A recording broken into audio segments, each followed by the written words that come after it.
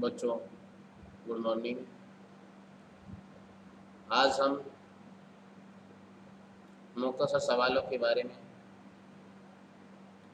गुफ्तगू करेंगे,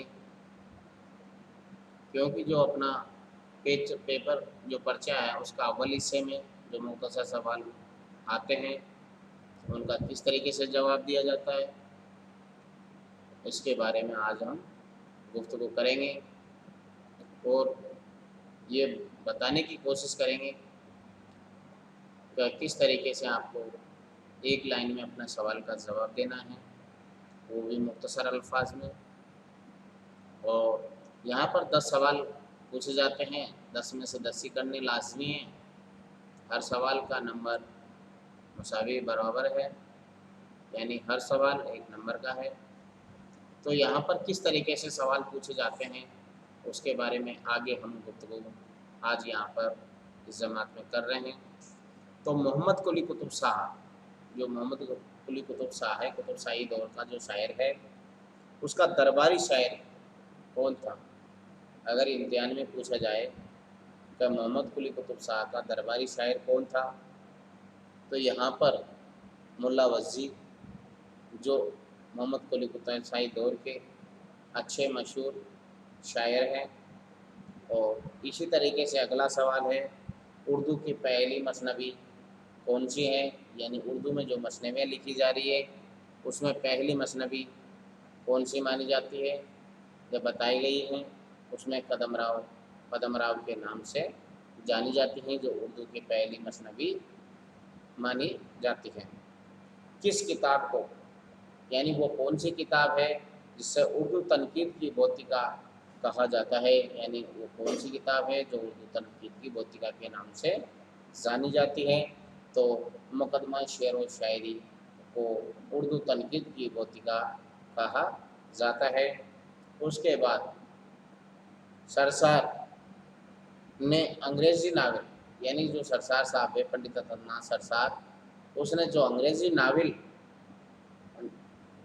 don poet जोट का किस नाम से तर्जुमा उर्दू में किया गया? यानी जो सरसार ने अंग्रेज़ी नावल था, जो अंग्रेज़ी नावल का सरसार ने जो उर्दू में तर्जुमा किया, डॉन पोइट जोट के नाम से उर्दू में किस नाम से तर्जुमा किया गया?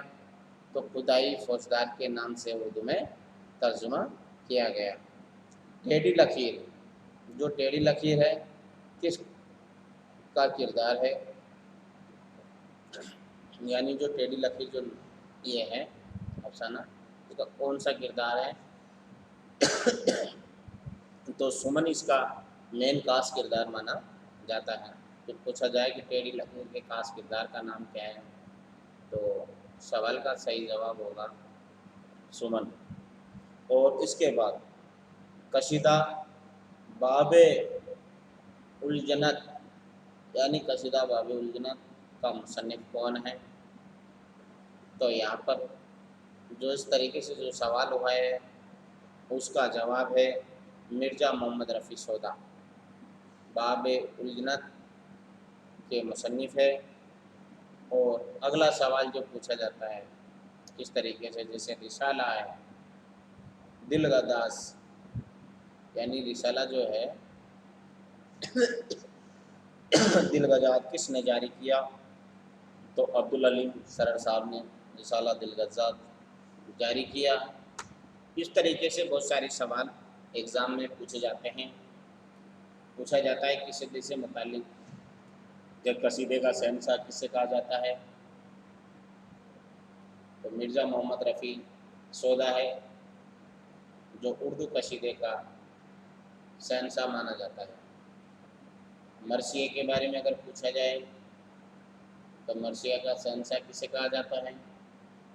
तो यहाँ पर मीर हनीस का नाम सबसे पहले लिया जाएगा। और अगर पूछा जाए कि किसी दो मरसिया निगारों के नाम बताइए,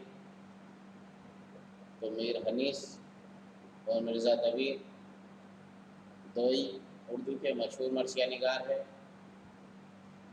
तो सवाल किस तरीके से भी इम्तिहान में पूछा जा सकता है।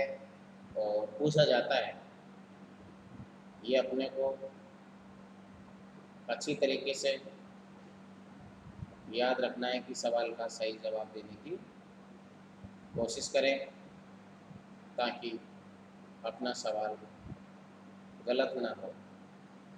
اور اس کے علاوہ مثنوی سے متعلق سوال، قصیدے سے متعلق سوال، کہ غزل کے پہلے شعر کو کیا کہا جاتا ہے، یا غزل کے ایک شعر کے بعد دوسرا شعر آئے، ایک مطلع کے بعد دوسرا مطلع آئے، اسے کیا کہا جاتا ہے، اور غزل کے آخری شعر کو کیا کہا جاتا ہے۔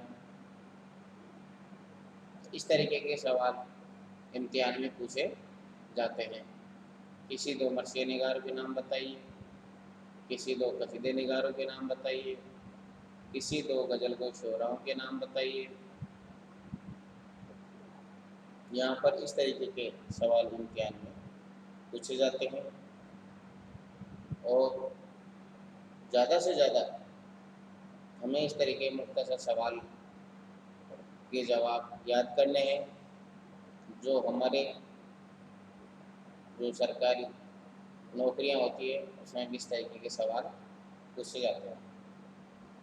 اور ہمیں یہ تاریخ ادب اردو یا لائبریری میں جو بک ہے ان کے ذریعے زیادہ سے زیادہ مختصر سوال اور ان کے جواب تیار کرنے کے لیے نوٹس بنانا ضروری ہے، تاکہ ہمیں ان کو پڑھ کے ترنت جلدی سے وہ یاد آ جائے۔ ٹھیک، تھینک یو۔